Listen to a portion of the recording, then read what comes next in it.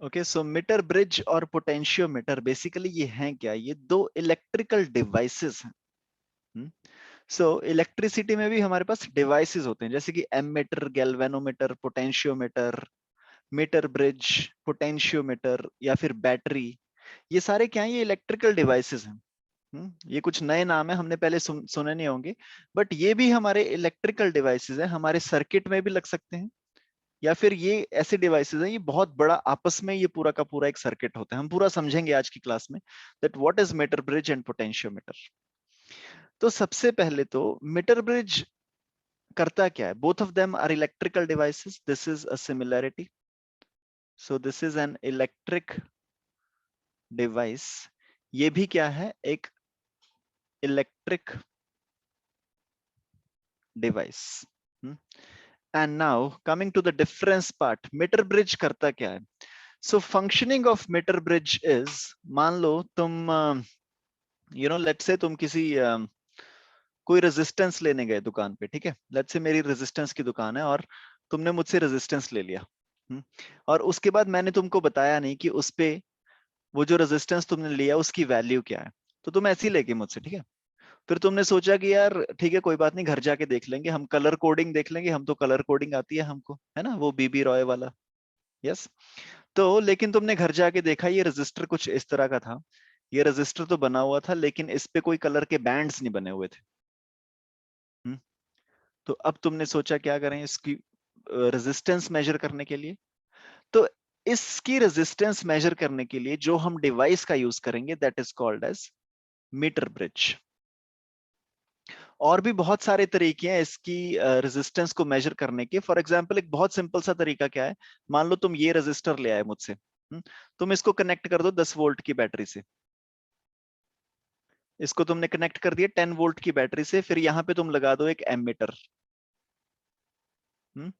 और एमीटर से तुम कैलकुलेट कर लो कि एमीटर की रीडिंग कितनी आएगी। मान लो एमीटर की रीडिंग आ गई तुम्हारे पास 4 एम्पेयर। तो यहां से तुम निकाल लोगे that resistance is equal to 10 divided by 4 which is equal to 2.5 ohm. ये भी एक तरीका हो सकता है ना? बड़े इजीली हमने निकाल ली कि इसकी क्या वैल्यू है रेजिस्टेंस की। लेकिन मोस्ट ऑफ द टाइम्स ये सारे जो मेथड्स होते हैं, तुम्हें पता है, देखो बैटरी की भी एक इंटरनल रेजिस्टेंस होगी, हमको वो अकाउंट फॉर करनी पड़ेगी, और ऊपर से हमको क्या करना पड़ेगा? एक एमीटर खरीद के लाना पड़ेगा और एक बैटरी खरीद के लानी पड़ेगी। सो इवन मीटर ब्रिज में तुमको काफी कुछ लेना पड़ेगा। Meter bridge is a big, lab में अगर तुम मीटर ब्रिज देखोगे काफी बड़ा सा होता है वो। इवन दो कि उसमें भी बहुत कुछ तामझाम है तुम्हारे पास, लेकिन जो रीडिंग आएगी तुम्हारी रेजिस्टेंस की, वो जो रीडिंग होगी that reading will be most accurate. तो इसलिए हम मीटर ब्रिज को यूज करते हैं to calculate the value of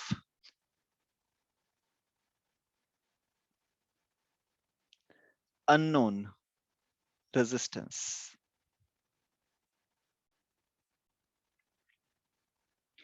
To calculate the value of unknown resistance हम यूज करते हैं meter bridge which is an electrical device। और ये काम कैसे करता है, what is the principle, what is the working, हम सब कुछ देखेंगे आज की क्लास में। और एक सेकंड केस देख लेते हैं कि पोटेंशियल मीटर हम कब यूज करते हैं। अब मान लो तुम मेरी दुकान पे आए और तुम ले गए मुझसे एक बैटरी। वैसे तो बैटरी के पीछे लिखा होता है कि ये 10 वोल्ट की बैटरी है, 20 वोल्ट की बैटरी है, लेकिन जो मैंने तुमको बैटरी दी उस बैटरी के पीछे कुछ लिखा हुआ नहीं था। बैटरी के पीछे कुछ भी नहीं लिखा हुआ था। तो फिर उस समय पोटेंशियोमीटर तुम यूज करोगे to calculate the EMF of a battery. अब इसमें भी तुम्हारे माइंड में वही वाला क्वेश्चन आएगा कि यार ये सब करने की क्या जरूरत है? तुम एक कॉपर की वायर लेके आओ, यहाँ पे 2 ओम का रेजिस्टर लगा दो, और यहाँ पे ये बैटरी इससे कनेक्ट कर दो, जो भी तुम बैटरी मुझसे लेके आए हो। और मान लो जो भी करंट आ गया इसमें से आई करंट फ्लो करने लग गया, तो इसकी ईएमएफ कितनी हो जाएगी? 2 इंटू आई। तो इस तरह से तुम निकाल सकते हो बेसिकली कि कितनी ईएमएफ है इस बैटरी की। लेकिन ये वाला जो प्रोसेस है ये भी थोड़ा सा क्या होता है कि एक्यूरेसी इसकी बहुत कम होती है। So the most accurate device to calculate the battery, to calculate the EMF of a battery is potentiometer. So potentiometer is an electrical device which is used to calculate EMF. of a battery. Battery की EMF को calculate करने के लिए हम इस्तेमाल करेंगे potentiometer. ठीक है जी। सो सबसे पहले हम क्या करते हैं, इस वाले को समझते हैं, मीटर ब्रिज को। तो आज की क्लास में हम सिर्फ मीटर ब्रिज को समझेंगे, मंडे की क्लास में हम पोटेंशियोमीटर को समझेंगे। थोड़ा सा ऑलमोस्ट सिमिलर से डिवाइसेस हैं ये, same kind of same principle पे वर्क करते हैं। So I was thinking to do this together in one class, लेकिन ड्यू टू टाइम लिमिटेशंस हम आज मीटर ब्रिज ही करेंगे। ठीक है, तो मीटर ब्रिज को समझते हैं एक नए पेज पे। So the device that we are going to learn now is metre bridge. सबसे पहले तो ये जो इलेक्ट्रिकल डिवाइस है ये इस्तेमाल होता है to calculate the value of an unknown resistance. और इसके काम करने का जो प्रिंसिपल है, जो बेसिक फाउंडेशन है, ये किस फंडे पे काम करता है basically, that is it works on the principle of a balanced Wheatstone bridge.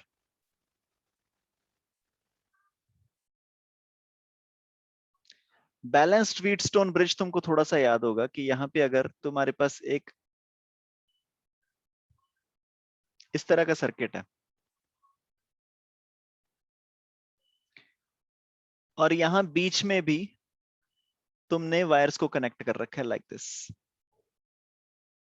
If this resistance is R1, this resistance is R2, this resistance is R3, this resistance is R4, और यहाँ पे तुम कोई भी बैटरी कनेक्ट कर दो, 35, 45, 60, 70, कितने भी वोल्टेज की तुम बैटरी कनेक्ट कर दो, किसी भी ईएमएफ की बैटरी कनेक्ट कर दो, if R1 divided by R2 is equal to R3 divided by R4, then this emitter will show a reading of 0 ampere. Current flowing in this wire CD will be 0 if R1 by R2 is equal to R3 by R4. इसको अगर तुम cross multiply करके लिखोगे तो you can say R1 by R3 is equal to R2 by R4. Whichever way, you know, it doesn't matter. This upon this is equal to this upon this, or this upon this is equal to this upon this. मतलब कि अगर ये Wheatstone bridge balanced है तो ये जो बीच वाला wire तुमने लगाई है फ्रॉम सी टू डी, इस वायर में अगर कोई रेजिस्टेंस भी तुम कनेक्ट कर देते ना, उस रेजिस्टेंस में भी करंट जीरो फ्लो करता है। मतलब कि यहाँ पे वोल्टेज ड्रॉप भी जीरो होने वाला था। ये तुमको ऑलरेडी पता है, लेकिन एक बार मैंने वैसे ही रिपीट कर दिया that this is what a balanced Wheatstone bridge is. और जो हमारा मीटर ब्रिज है वो काम करता है इसी प्रिंसिपल पे, that in a balanced Wheatstone bridge जो हम वायर कनेक्ट करते हैं रेजिस्टेंसेस के बीच में, उस वायर में से there is no current flowing. Okay, चलो अब देखते हैं हम इसकी वर्किंग। सो वर्किंग में सबसे पहले तो मान लो जो तुम मेरी दुकान पे आए थे, ठीक है, तुमने ये वाला रेजिस्टेंस ले लिया मुझसे R, तो ये R के बारे में तुमको कुछ नहीं पता, ठीक है, you don't know what this resistance R is. तो तुमने क्या किया, तुम मेरी दुकान पे वापस आए और तुमने मेरे को बोला कि अच्छा इस बार ना मेरे को 10 ओम का रेजिस्टेंस दे दो।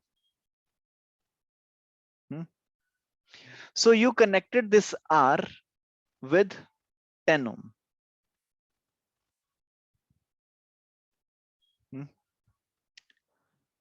एक तुमने R अननोन, ये तुमको कैलकुलेट करना है, और ये तुमको पता चल गया 10 ओम का, ठीक है।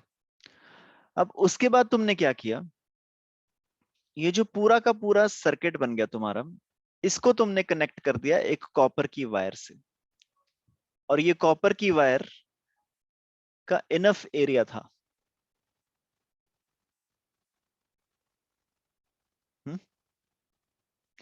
अब अगर कोई कॉपर की वायर है, कॉपर की वायर का खुद का रेजिस्टेंस होता है, ये हमको पता है ना, कि मान लो एक तार है तुम्हारे पास, वो एक पर्टिकुलर लेंथ की है, let's say this wire has length L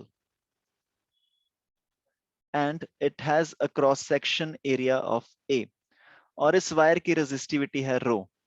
then you know that resistance of this wire is equal to rho L by A. ये हमको पता ना। तो क्योंकि हमारे डिवाइस का नाम है मीटर ब्रिज, तो इसका मतलब ये जो हमारे पास वायर होती है, this wire is of 1 meter, this wire is of 1 meter, या फिर तुम इसको बोल रहे हो 100 सेंटीमीटर। 1 मीटर 100 सेंटीमीटर होता है ना। और इस पे क्या होता है, इस पे मार्किंग्स बनी होती हैं, like this is 10 centimetre, 20 centimetre, 30 centimetre, 40 centimetre, 50 centimetre, 60, 70, 80, 90, 100। Okay. और इसको भी फर्दर छोटे छोटे पार्ट्स में डिवाइड कर रखा होता है तुमने, दिस इज 5, 15, 25, 35, 45, 10, 10, 10, 85, 95। और इसमें छोटे छोटे से और मार्किंग्स होंगी। Basically you get the concept, right? मतलब कि हम कुछ मेजर करने वाले हैं यहाँ पे। उसके बाद तुमने क्या किया, फर्स्ट ऑफ ऑल एक छोटा सा कॉन्सेप्ट देख लें हम, कि मान लो मेरे पास एक 100 सेंटीमीटर की वायर है।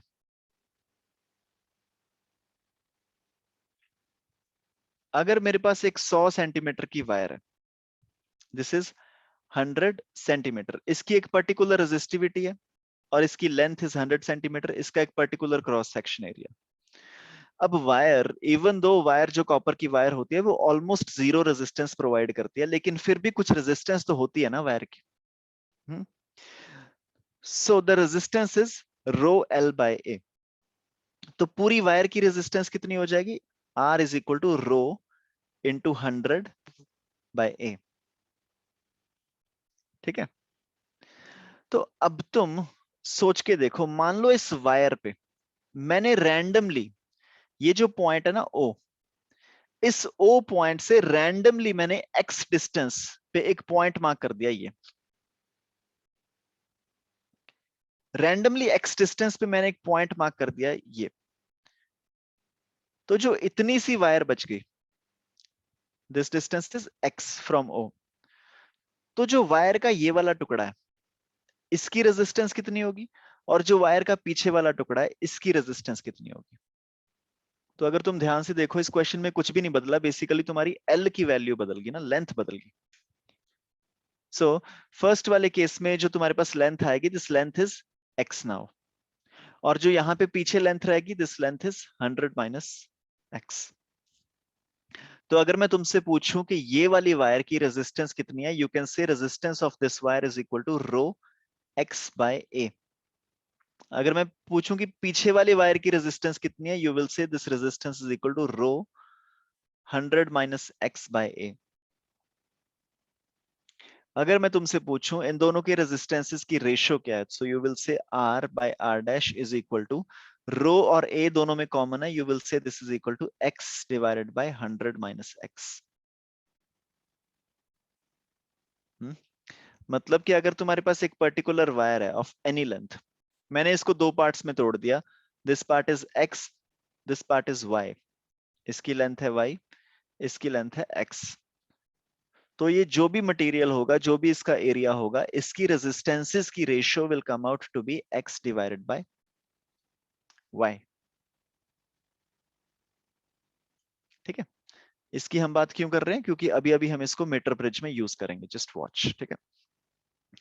तो हमने यहां पे क्या किया, दो रेजिस्टेंसेस है हमारे पास, आर और 10। उसके बाद हमने क्या किया, पैरेलल में इनके साथ कनेक्ट कर दी एक बैटरी। ये बैटरी तुम किसी भी उसकी बैटरी कनेक्ट कर दो, you can connect it any EMF. हम 100 वोल्ट की कर रहे हैं, ठीक है, क्योंकि कुछ फर्क नहीं पड़ता, तो मैं एक बार यहाँ पे 100 वोल्ट की बैटरी कनेक्ट कर रहा हूं। और यहां से तुमने क्या किया, यहां पे तुमने लगाई एक मूवेबल कॉपर की तार। This is a movable copper की तार। मूवेबल क्यों है, क्योंकि हम अलग अलग पॉइंट्स पे इस कॉपर की तार को टच कराएंगे। इस 100 सेंटीमीटर वाली जो कॉपर की तार है, उसपे मूव कराएंगे इस मूवेबल कॉपर की तार को। और हम चेक करना चाहते हैं कि क्या कोई ऐसा पॉइंट आएगा जब इस कॉपर की तार में कोई करंट फ्लो नहीं करेगा। मतलब हमको क्या करना पड़ेगा, यहां पे लगाना पड़ेगा एक एमिटर। तो थोड़ी सी जगह बना लेते हैं और इसके बीच में हम लगा देते हैं एक एमिटर।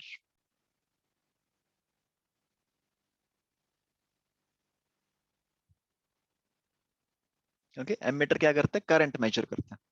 हम्म, तो हमने क्या किया, इस कॉपर की तार को पहले यहां टच कराया, यहां टच कराया, यहां टच कराया, पूरी इस वायर पे टच करा के देखा। एक पॉइंट ऐसा आ गया, एक पॉइंट ऐसा आ गया जब इस कॉपर की वायर में current flowing was equal to zero, मतलब कि एमिटर की रीडिंग एक पर्टिकुलर पॉइंट पे जीरो आ गई। हम बिल्कुल वहां पे रुक गए। मान लो ये रहा वो पॉइंट, इस पॉइंट पे एमिटर की रीडिंग आ गई जीरो। मान लो ये जो पॉइंट है, ये इस वाले पॉइंट से, ए से एक्स डिस्टेंस दूर है। अगर ये पॉइंट ए से एक्स डिस्टेंस दूर है, तो जो पीछे वाला पॉइंट है वो ए से कितना डिस्टेंस दूर होगा? 100 माइनस एक्स, राइट?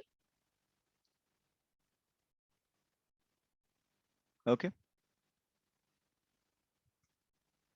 और इसकी जो रेजिस्टेंस है पहले वाले पॉइंट की और दूसरे वाले वायर की, like what I am trying to say is कि ये वाला जो टुकड़ा है, दिस टुकड़ा अपॉन दिस टुकड़ा, इन दोनों की लेंथ की रेशियो क्या है? x divided by 100 minus x. ये इनकी लेंथ की रेशियो ही नहीं, ये इनकी रेजिस्टेंस की भी रेशियो है। Because resistance is directly proportional to rho L by A. हम एल और ए के साथ तो, हम रो और ए के साथ तो छेड़छाड़ कर नहीं रहे ना, हम तो सिर्फ एल को चेंज कर रहे हैं। हम्म? तो जो इनकी लेंथ की रेशियो होगी वही इनकी रेजिस्टेंसेस की रेशियो होगी। लेंथ की रेशियो है x divided by 100 minus x, so resistances की रेशियो हो जाएगी x अपॉन 100 माइनस एक्स। और अब तुम अगर ध्यान से सोच के देखो, हमारा व्हीटस्टोन ब्रिज क्या होता था? व्हीटस्टोन ब्रिज यही तो होता था ना कि ऊपर एक रेजिस्टेंस है R1, फिर उसके साथ पैरेलल में एक दूसरा रेजिस्टेंस है R2, इसके साथ सीरीज में। इनके साथ पैरेलल में हमने लगा रखा है एक R3, और उसके साथ हमने सीरीज में लगा रखा है R4। अगर हम इन दोनों पॉइंट्स को बीच में कनेक्ट कर दें, तो ये जो बीच में हमने वायर कनेक्ट किया है, इसमें से कोई करंट फ्लो नहीं करेगा if R1 by R2 is equal to R3 by R4। अगर तुम ध्यान से देखो, ये वही वाली चीज बन गई ना। ये जो 100 वोल्ट है, 100 वोल्ट दोनों को जा रहा है। इस पूरी लाइन को 100 वोल्ट जा रहा है, इस पूरी लाइन को 100 वोल्ट जा रहा है, मतलब कि ये दोनों पैरेलल में है। यहां पे भी वही चीज हो जाएगी। This is R1, R1 is equal to R, R2 is equal to 10, R3 is equal to X, R4 is equal to 100 minus X. तो इस केस में if R upon X is equal to 10 upon 100 minus X, उस case में current flowing in this wire will be equal to zero. तो मतलब हमको basically सिर्फ इतनी सी चीज चेक करनी है कि कहां पे this current is becoming zero. जहां पे ये करंट जीरो हमको बनता हुआ दिख गया, वहां पे हम क्या करेंगे? एक्स की वैल्यू नोट कर लेंगे। मान लो 30 पे जीरो हो गया ये। ये हम अननोन रेजिस्टेंस लेके आए थे, तो इसकी वैल्यू हमको निकालनी थी। उसके बाद हमने पूरा बढ़िया से मीटर ब्रिज बनाया और हमने चेक किया 30 पे इसमें रीडिंग जीरो आनी स्टार्ट होगी। तो इसका मतलब अगर इधर 30 है, इधर कितना होगा? 70। हम्म? उसके बाद हमने फॉर्मूला लगाया, R divided by 30 is equal to 10 divided by 70, और यहां से हमने निकाल ली अपने रेजिस्टेंस की value which is equal to 4.2 something.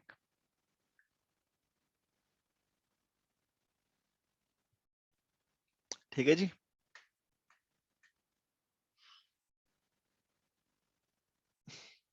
Okay, please take a minute इसको। अगर तुम्हें लिखना है इसके बारे में कुछ, please take your time.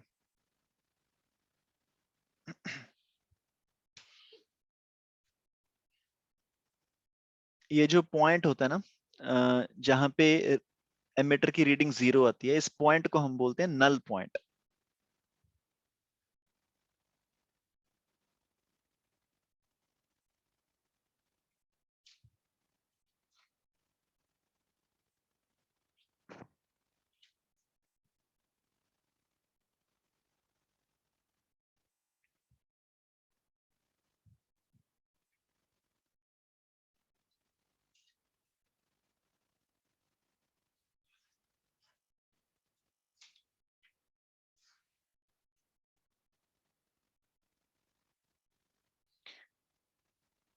Okay अब हम कुछ करेंगे क्वेश्चंस इसके, 2-3 क्वेश्चंस ही करेंगे, ज्यादा नहीं करेंगे, बड़े सिंपल सिंपल से question. So will be starting with the easiest questions first. एक बहुत ही सिंपल सा क्वेश्चन दे रहा हूँ, बहुत ही आसान सा क्वेश्चन, तुम 2 मिनट में कर लोगे इसको। तुमको जस्ट अननोन रेजिस्टेंस की वैल्यू निकालनी है, ठीक है। कौन सा वाला अननोन करें? ये वाला अननोन कर देता हूँ, ठीक है। इनकी वैल्यूज ले लो यार अपने आप, जो भी लेनी है। If you want to suggest me something बता दो।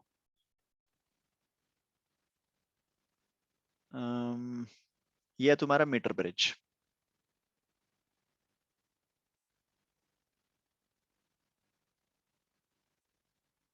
ठीक है। और यहां से तुमने कनेक्ट किया एक मूवेबल कॉपर की तार, इसके अंदर तुम्हारा लगा है एमीटर, ठीक है। ये जो पॉइंट होता है ना, जो नीचे टच कर रहा होता है, जो पूरा मीटर की वायर है, मीटर ब्रिज क्यों बोलते हैं इसको? क्योंकि ये जो तार होती है ये 1 मीटर की होती है।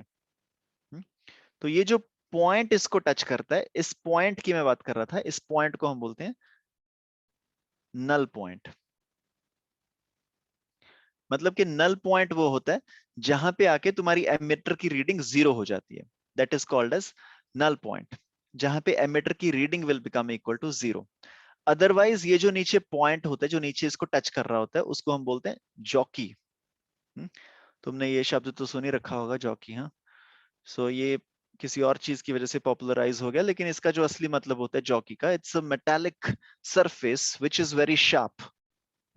तो अगर तुम्हें किसी चीज पे, you know, if you have a metallic kind of, जैसे वो चीज नहीं होती यार, जिससे हम, you know which is meant for carving out something, तो जो आगे नाइफ लाइक स्ट्रक्चर होती है किसी भी मेटल के आगे, उसको हम बोलते हैं jockey. So this is what the thing is, it's called jockey। और जहां पे तुम्हें वो पॉइंट मिल जाता है जहां पे एमीटर की रीडिंग हो जाती है 0, तो that point is called as null point, ठीक है। यहाँ पे तुमने कुछ वैल्यूज ली, let's say you take 12 ohm and 4 ohm. अगर तुम वैसे गूगल पे, गूगल पे अगर तुम लिखोगे ना jockey, so the actual meaning of jockey is, जो बहुत पहले इंग्लैंड वगैरह में इसको यूज करते थे, the word jockey means a person who rides a horse. एक बार चेक करना गूगल पे, सो एक्चुअली वहीं से ये जो जॉकी आजकल पॉपुलर हुआ है ना, ये जो नाम है ये वहीं से उठाया गया। Yeah, a person who rides a horse is called jockey. So maybe this is to, satisfy the male ego that you are riding a horse. So this is 12, 4 and R. और तुमने क्या किया, इसको किसी बैटरी के साथ connect कर दिया। Let's say this battery is 100 volt, और जो तुम्हारा नल पॉइंट था वो नल पॉइंट आ गया, give me a value, any value. Let's say null point आ गया तुम्हारा 20 पे। So this is 20 centimeters. The question is find R. बहुत ही बच्चों वाला क्वेश्चन है, बहुत। 12. I'm sorry, 12. 12? Yes, sir. Okay. बहुत ही बच्चों वाला क्वेश्चन है, जल्दी से कर दो इसको। I think this can be the easiest question जो बन सकता है इस पे।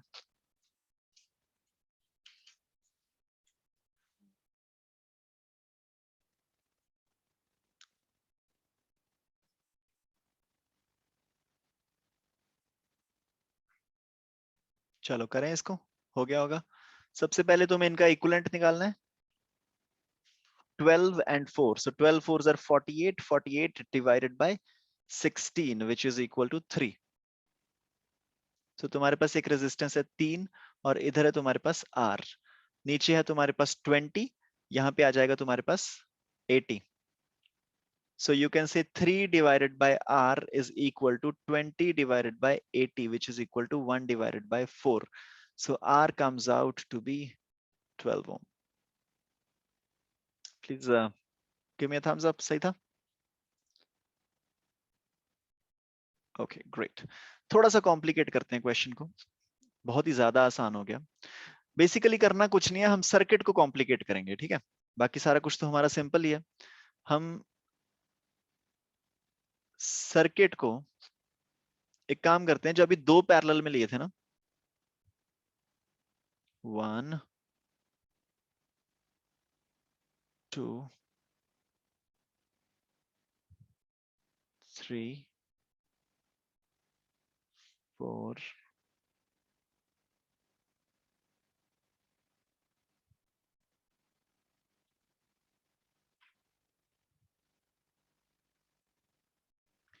this is your unknown resistance R, this is 2. अब मैं क्या करूंगा, थोड़ा सा ना कैलकुलेशन को भी हम कॉम्प्लिकेट करेंगे, ठीक है। पिछले वाले क्वेश्चन में मैंने जानबूझ के कैलकुलेशन बहुत ही आसान सी रखी थी। सो ये है तुम्हारा मीटर ब्रिज, और यहाँ पे तुमने कनेक्ट कर रखा है एक बैटरी को, ईएमएफ है इसकी ई, और जो तुम्हारा नल पॉइंट है वो नल पॉइंट आ गया। अब हम इसको बिल्कुल ही रैंडम करेंगे, ठीक है, ताकि हमारी कैलकुलेशन थोड़ी सी डिफिकल्ट हो जाए। So I want one of you to give me a value, just give me a random value of x. Null point कहाँ पे आना चाहिए हमारा, चैट में लिख दो और whatever. 25. 25, so null point comes at 25, ठीक है। और यहाँ पे हम कुछ वैल्यूज लेते हैं, let's say this is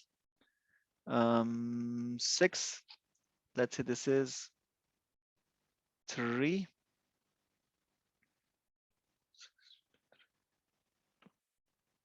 let's say this is 2, let's say this is 2 and 2. Find R.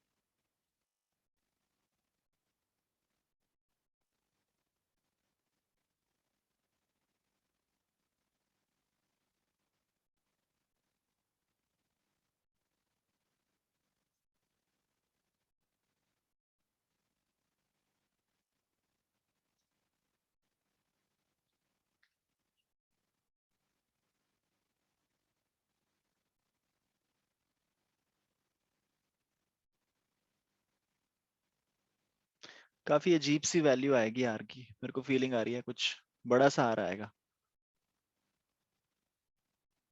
1 1 2, नहीं नहीं, सिंपल सा ही आएगा शायद।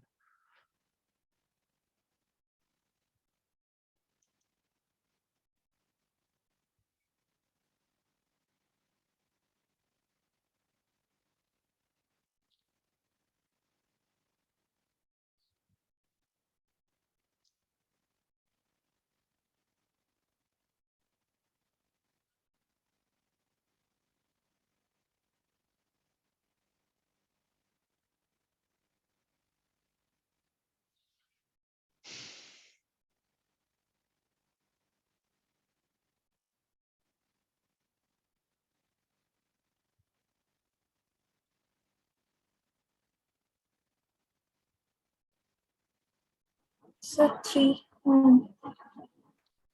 R comes out to be 3 ohm.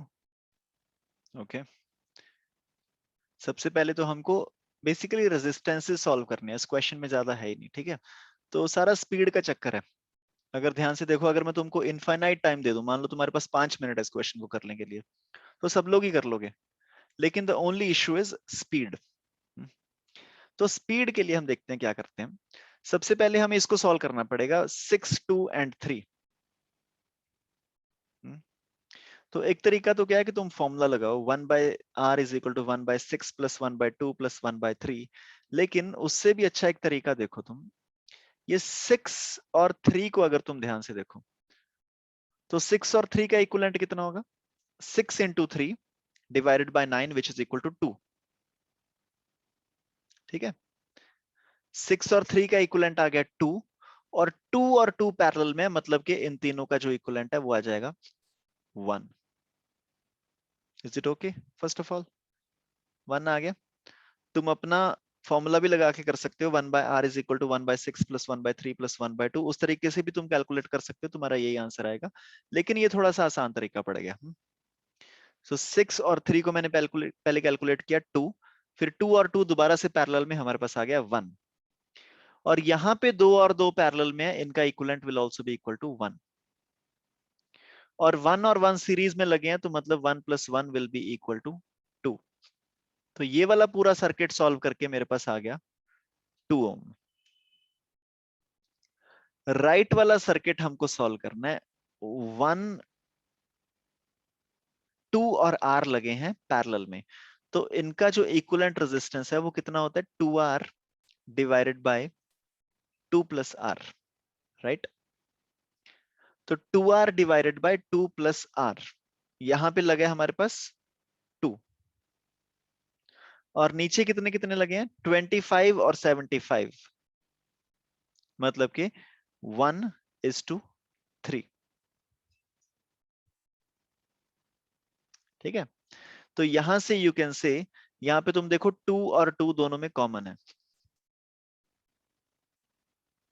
Okay.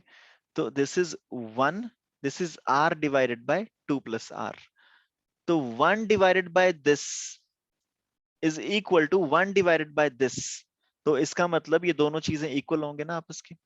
R divided by 2 + R will be equal to 3। यहां से can I से 6 + 3R,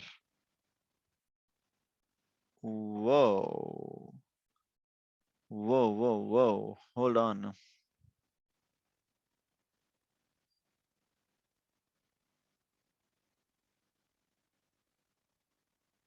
oh my god, 6 is equal to -2R, so R comes out to be -3 ohm, which is not possible.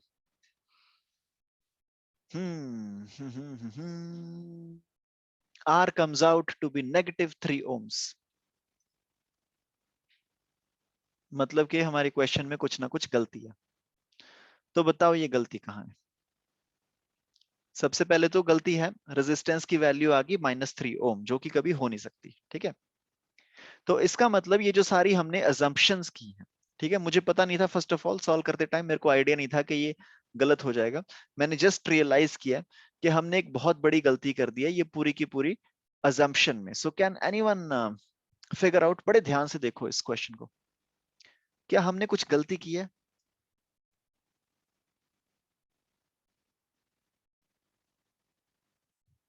सबसे पहले तो ये calculation समझ में आ गई होगी, है ना, राइट हैंड साइड वाली कैलकुलेशन। ठीक है, इस कैलकुलेशन के हिसाब से हमारा रेजिस्टेंस आ गया -3 ओम। ये रेजिस्टेंस -3 ओम हमारा क्यों आया? क्योंकि हमने ऐसे बिना सोचे समझे कुछ वैल्यूज ले ली थी, है ना।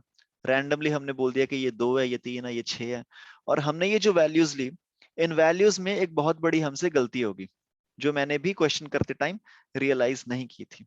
कैन यू फिगर आउट हमने क्या गलत अज्यूम कर लिया? यहाँ पे प्रॉब्लम ही क्या आ गई, मतलब -3 क्यों आ गया?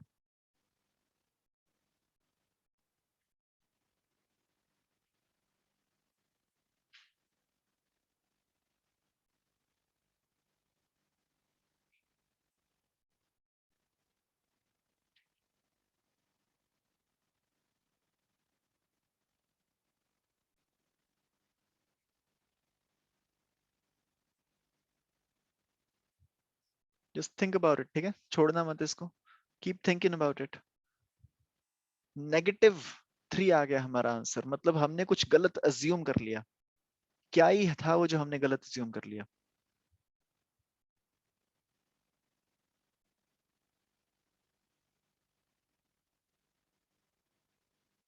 ओके, मैं तुमको 2 हिंट देता हूँ, ठीक है।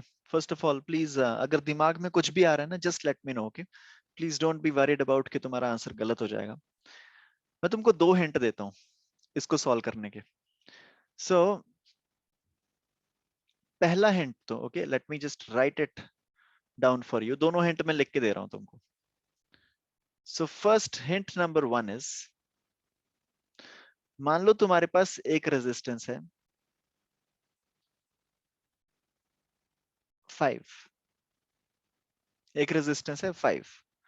फिर तुमने क्या किया, ये 5 के साथ पैरेलल में कोई रेजिस्टेंस लगा दिया। ये जो तुमने पैरेलल में इसके साथ रेजिस्टेंस लगाया, ये तुमको पता नहीं कि तुमने क्या लगाया, तुमने रैंडमली लगा दिया x।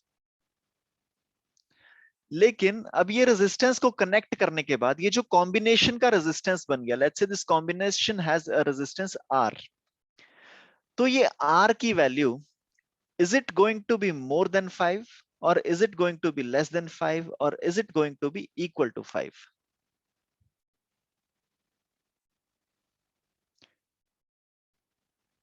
पहले रेजिस्टेंस था 5 ओम, हमने पैरेलल में एक और लगा दिया, एक लगाया हो सकता है, दो लगाया हो सकता है, तीन लगाया हो सकता है, चार लगाया हो सकता है, या फिर 5 ही लगा दिया होगा पैरेलल में।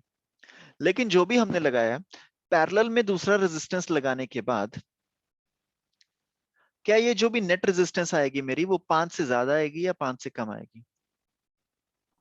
Yes. Less than 5, right? Because अगर मैंने इसको सीरीज में लगाया होता, मान लो दिस इज 5 एंड इसके साथ मैंने सीरीज में एक रैंडम लगा दिया x, तो जो नेट रेजिस्टेंस आएगी वो बढ़ जाएगी, 5 प्लस एक्स।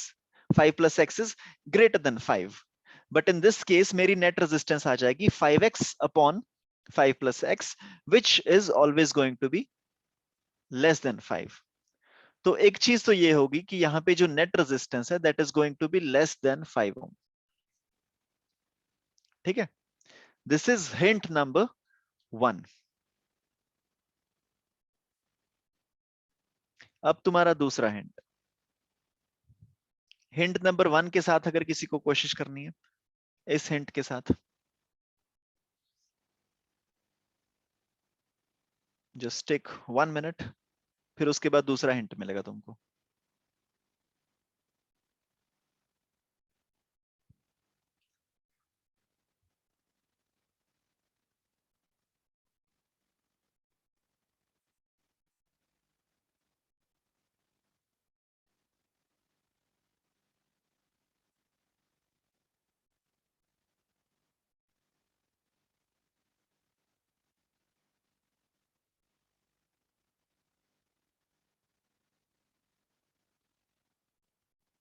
नो,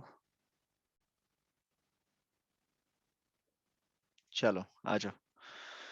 सो दूसरा वाला hint is, hint number 2 is कि एक मीटर ब्रिज में मान लो तुम्हारे पास ये वाला रेजिस्टेंस है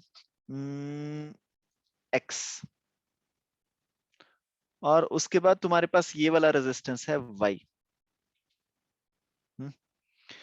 और उसके बाद नीचे तुमने लगा रखा है ये पूरा का पूरा मीटर ब्रिज, और तुमको पता है this x is greater than y, x resistance है वो y से ग्रेटर है। तो जो मीटर ब्रिज का नल पॉइंट है उसकी मैं तुमको 4 ऑप्शंस देता हूं। मीटर ब्रिज का null point can be here A, this B, या फिर बिल्कुल सेंटर में C, या फिर नल पॉइंट यहां होगा D। मीटर ब्रिज का नल पॉइंट कहां होगा? A, B, C और D। C is the centre.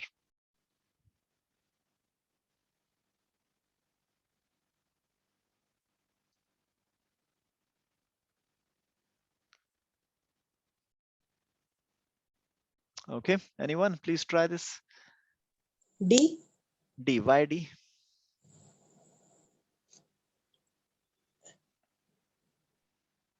क्यों?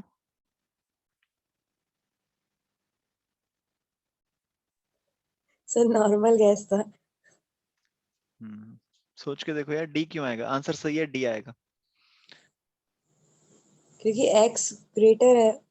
हाँ हाँ हाँ हाँ, क्योंकि x ग्रेटर है ना, क्योंकि x ग्रेटर है तो नल पॉइंट पे क्या होगा? नल पॉइंट पे we are going to have x divided by y is equal to this distance, जो भी ये डिस्टेंस आएगा x divided by 100 minus x।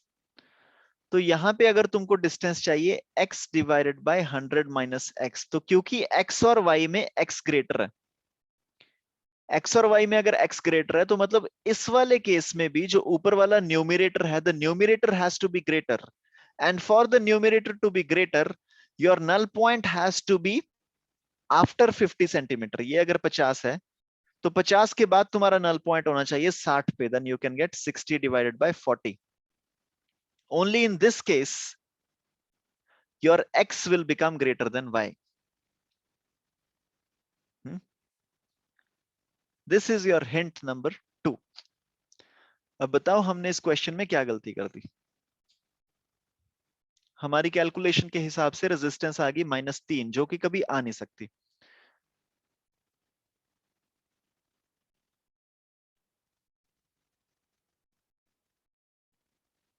Okay, तुम्हारे पास 2 मिनट है, उसके बाद I tell you the answer.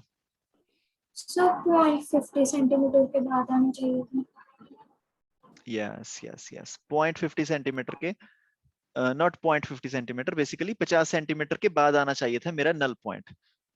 So basically कशिश, ये सारी गलती तुम्हारी है। तुमने बोला था ना this 25, this has to be after 50 centimetre. क्यों? Because this was 6, 3 and 2। 6, 3 and 2 का जो कॉम्बिनेशन हमारे पास बन के आता है, 6 and 3 gives me 2, 2 and 2 gives me 1, तो इनका कॉम्बिनेशन तो आ गया 1। मैं काम करता हूं, इन सबको मिटा देता हूं, इनकी जगह पे एक रेजिस्टेंस लिख देता हूं 1, क्योंकि इसका कॉम्बिनेशन आ गया 1। फिर उसके बाद ये 2 और 2 का कॉम्बिनेशन भी आ जाएगा 1। सो 2 and 2, when 2 and 2 are in parallel, this is equal to 1। Okay, और 1 और 1 क्योंकि सीरीज में है, सो 1 and 1 will together give me 2। 1 and 1 will together give me 2 ohm। ठीक है, यहां पे आ गया 2 ohm, और यहां पे हमने 2 ओम के साथ एक रेजिस्टेंस को पैरेलल में लगा रखे। दिस इज 2, दिस इज 2 के साथ एक दूसरा रेजिस्टेंस पैरेलल में, इसकी वैल्यू हमको नहीं पता, लेकिन जो भी इसकी वैल्यू होगी, इनका जो कॉम्बिनेशन बन के आएगा, that combination has to be less than 2। या this is 2, this combination is something less than 2। इसका मतलब इस क्वेश्चन में जो भी मेरा नल पॉइंट आएगा, the null point has to be somewhere beyond 50 centimeters. क्योंकि हमने यहाँ पे नल पॉइंट को अज्यूम कर लिया बिफोर 50 सेंटीमीटर्स, इस वजह से हमारी आर की कैलकुलेशन में हमारा आर आ गया नेगेटिव। तो फॉर द करेक्ट अजम्पशन हमको चूज करना पड़ेगा हमारा null point which is anywhere after 50 centimeters. So let us choose a random number here, 75. So if the null point is at 75, now you calculate the value of unknown resistance. अब ये तुम्हारे पास आ जाएगा x which is equal to 75, उसके पीछे तुम्हारे पास बच गया 25। अब इसमें तुम बैलेंस्ड व्हीटस्टोन ब्रिज की इक्वेशन लगाओगे, दिस विल बी 2, ये रेजिस्टेंस है 2, और यहाँ पे तुम्हारे पास कितना है 2r divided by r plus 2। नीचे तुम्हारे पास कितना है 3, और यहाँ पे तुम्हारे पास कितना है 1। Okay, so from this you can have this 2 getting cancelled with 2। यहां से यू कैन से, कुछ बन नहीं रहा ना, 1 divided by r multiplied by r plus 2 is equal to 3। Okay, मैंने किया this upon this is equal to this upon this. So यहां से you will have r plus 2 is equal to 3r। यहां से you will have 2 is equal to 2r। यहां से you can have r is equal to 1 ohm।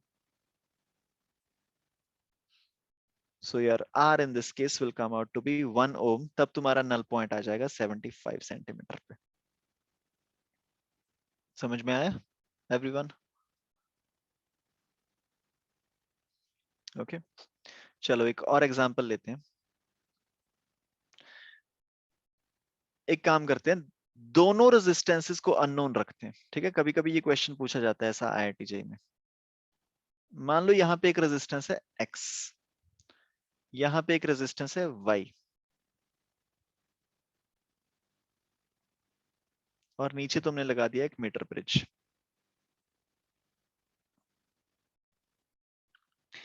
और जो null point आया वो नल पॉइंट आ गया लेट्स से यहां पे 60 पे, 60 centimeter. So null point is at 60 centimeter. क्या हमको अभी तक कुछ समझ में आया? एक्स और वाई के बारे में कुछ पता चला अभी तक? एक्स और वाई के बीच में कुछ रिलेशनशिप या फिर कोई और हिंट मिला अभी तक?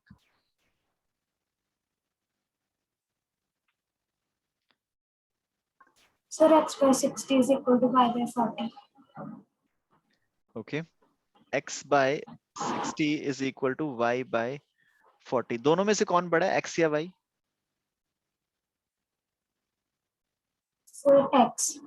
x बड़ा है ना, क्योंकि x upon y is equal to 60 upon 40 है ना। और क्या मेरे को ये भी पता है कि x y से कितना बड़ा है? वो भी हम निकाल सकते हैं ना, क्योंकि x upon 60 is equal to y upon 40।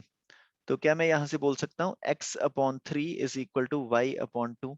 तो क्या हम ये भी बोल सकते हैं 2x is equal to 3y? मतलब कि हमको काफी कुछ पता चल गया। ठीक है, अब हम क्या करते हैं, क्योंकि एक इक्वेशन है, दो वेरिएबल्स हैं, एक इक्वेशन और दो वेरिएबल को तो हम सॉल्व कर नहीं सकते, तो क्वेश्चन को थोड़ा एक्सटेंड करते हैं। एक काम करते हैं, इस y वाले के साथ एक और रेजिस्टेंस पैरेलल में लगा देते हैं। y वाले के साथ एक और रेजिस्टेंस मैंने लगा दिया पैरेलल में। इसकी वैल्यू तुम कुछ भी ले लो, random value, up to you. Let's say इसकी वैल्यू मैंने ले ली 2। y के साथ मैंने 2 ओम को पैरेलल में ले लिया। तो एक बात बताओ मेरे को, जो नल पॉइंट है वो कहां शिफ्ट हो जाएगा? 60 से आगे चला जाएगा 70, 80, 90 की तरफ, या फिर पीछे आ जाएगा 50, 40, 30 की तरफ?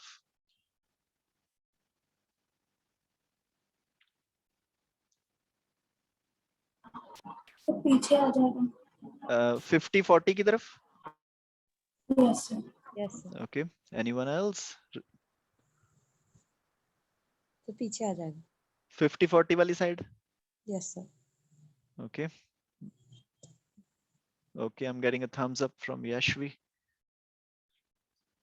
So all of us we are agreeing on this कि हमने जब y के साथ 2 ओम को लगा दिया पैरेलल में, तो जो नल पॉइंट है वो पीछे आ जाएगा।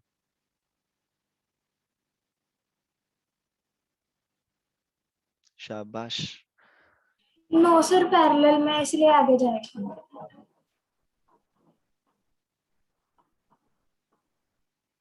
ओके,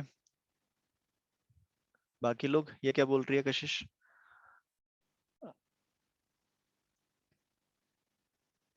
अगर हमने इसको पैरेलल में लगाया तो ओवरऑल जो रेजिस्टेंस है वो कम हो जाएगी या बढ़ जाएगी? कम हो जाएगी ना, क्योंकि हमने पैरेलल में लगा दिया ना, एक एक दूसरे रेजिस्टेंस को पैरेलल में लगा दिया। दैट मींस ओवरऑल इसकी रेजिस्टेंस कम हो जाएगी। पहले x upon y was equal to 60 upon 40। अब क्या हो रहा है तुम्हारा, x अपॉन, अब y से भी कोई छोटी चीज आ गई है यहाँ पे, x अपॉन एक ऐसी चीज which is less than y, you can say y minus 5। तो अब ये जो फ्रैक्शन है ये और ज्यादा बढ़ जाएगी फ्रैक्शन, क्योंकि डिनोमिनेटर और ज्यादा कम हो गया, पैरेलल में लगा दिया ना। So now this 60 will change to something like 70/30।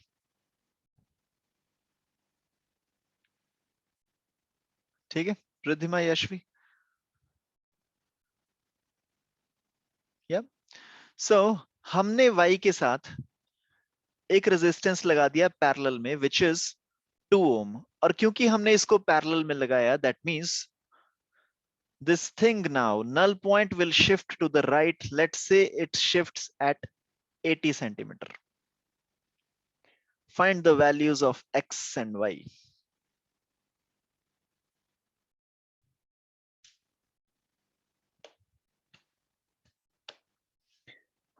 अगर कैलकुलेशन थोड़ी सी अजीब होगी तो डरना मत, क्योंकि हमने ऐसी वैल्यूज ली हैं, तो डेसिमल वेसिमल कुछ आ सकता है, तो ध्यान रखना।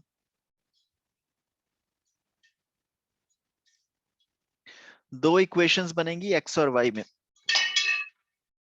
दो इक्वेशंस दो variable.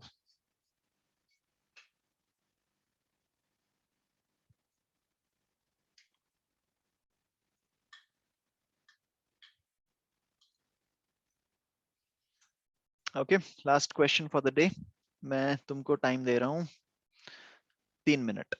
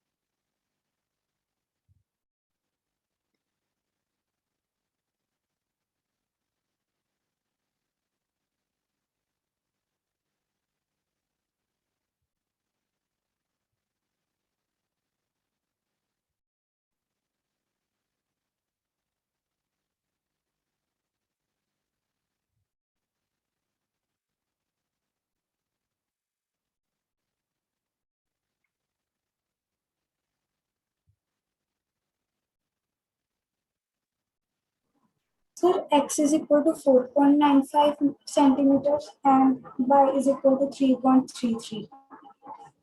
Sorry. Centimetre, Ohms. Sorry.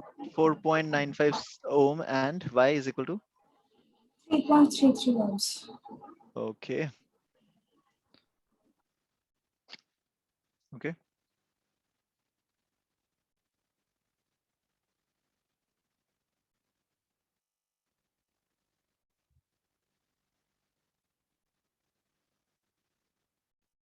4.95, are you sure?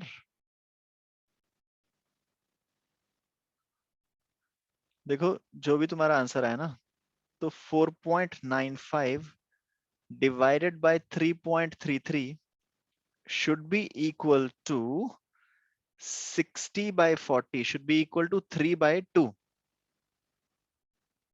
तो क्या ये हो रहा है? हाँ जी, 3.33 into this is 10, तो 4.9। हाँ जी हाँ जी, ठीक है ठीक है ठीक है, ओके, हो सकता है।